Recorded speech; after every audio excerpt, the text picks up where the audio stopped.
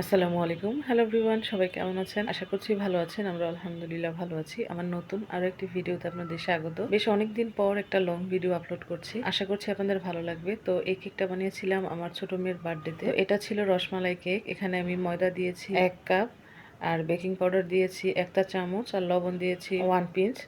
তো দিয়ে ভালোভাবে চেলে একটা সাইডে আমি রেখে দিচ্ছি। আরেকটা বোলের মধ্যে আমি চিনি দিয়ে দিচ্ছি 1 কাপ, ময়দা যতটুকু চিনি ততটুকু। তো 1 কাপ চিনির সাথে আমি ডিম দিব 4টা।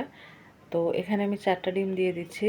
তো এই কেকটা আমার ছোট মেয়ের জন্মদিনের জন্য বানিয়েছিলাম। তো ফার্স্টেই বলেছিলাম, তো আমার মেয়ের জন্মদিন কিন্তু জানুয়ারি 17 তারিখে চলে গেছে, আর ভিডিওটা আমি দিচ্ছি অনেক লেট করে।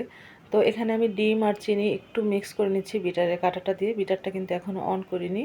তো সামান্য একটু মিক্স করে নিলে যখন বিটারটা অন করব তাহলে চিনিটা আর ছড়িয়ে যাবে না। তো ফার্স্টে কিন্তু বিটারের 1-এ রেখে আমি বিট করে নিচ্ছি কয়েক সেকেন্ডের জন্য। 20 থেকে 30 সেকেন্ড হবে। তো তারপর আমি বিটারটা হাই স্পিডে দিয়ে দেব। হাই স্পিড মানে কিন্তু একদম আমি 5-এ দিব না। লাস্ট থাকে 5, তো আমি 5-এ কিন্তু দিব না, আমি 4-এ দিয়ে বিট করব যতক্ষণ না চিনিটা গলে যাচ্ছে। তো এর মাঝে মাঝে কিন্তু বিটারটা অফ করতে হবে, না হলে বিটার খুব তাড়াতাড়ি নষ্ট হয়ে যায়। তো এখানে আমি বিটারটা অফ করে সাইডে যে ছড়িয়ে ছিল চিনিটা, এটা আমি স্প্যাচুলা দিয়ে আবার মাঝখানে দিয়ে দিচ্ছি। তো এটা মানে যতক্ষণ আপনি বিট করবেন তার মাঝে মাঝে কিন্তু এই কাজটা করতে হবে, না হলে সাইডের চিনিগুলো কিন্তু দানাদারি থেকে যাবে আর গলবে না। তো গলে যাওয়া পর্যন্ত কিন্তু আমি বিট করে নিয়েছি, আমি চেক করে নিয়েছি। তো তারপর এখানে আমি দিয়ে দিচ্ছি 1 টেবিল চামচ নর্মাল ট্যাপের পানি, আর 1 টেবিল চামচ সয়াবিন তেল। তারপরে দিয়ে দিচ্ছি রসমালাই এসেন্স। রসমালাই এসেন্স এখানে আমি দিয়েছি 1 চামচ, আর ভ্যানিলা এসেন্স দিয়েছি 1 চামচ। তারপরে আমি বিটারের 1-এ রেখে একটু মিক্স করে নিচ্ছি 10 থেকে 15 সেকেন্ডের মতো। তারপরে বিটারের কাঁটাটা সরিয়ে নিলাম। এখন শুকনো উপকরণগুলো দিয়ে দিচ্ছি। তো যেটা আগে চেলে রেখেছিলাম। তো আপনারা দেখতেই পাচ্ছেন আমি কিভাবে মিক্স করছি।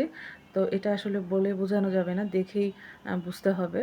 তো স্প্যাচুলাটা কিভাবে করে আমি মিক্স করছি আপনারা দেখতেই পাচ্ছেন। আমি কিন্তু এখানে ফাস্ট করিনি মেশানোর সময়। তো ফার্স্টে যতটুকু দিয়েছিলাম সেটা মিক্স করে তারপরে বাকিটুকু আবারও চেলে মিক্স করে নিচ্ছি, কারণ একবারে দিলে কিন্তু অনেকগুলো শুকনো উপকরণ, তো তাহলে মিক্সিংটা ভালো হবে না।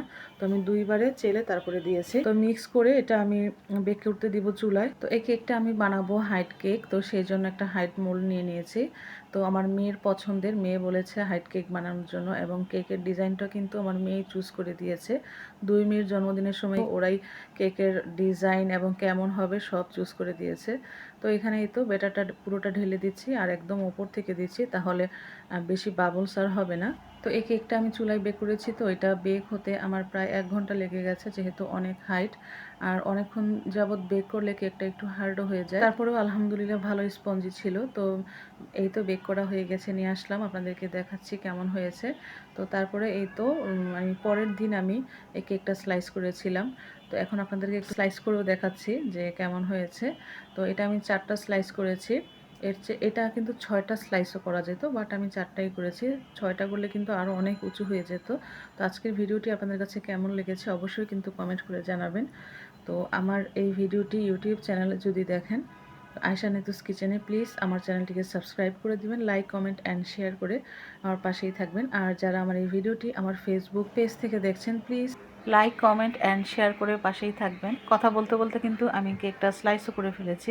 আজকের ভিডিওটি এ পর্যন্তই। সবাই ভালো থাকবেন, সুস্থ থাকবেন, আমাদের জন্য দোয়া করবেন। আসসালামু আলাইকুম, আল্লাহ হাফেজ।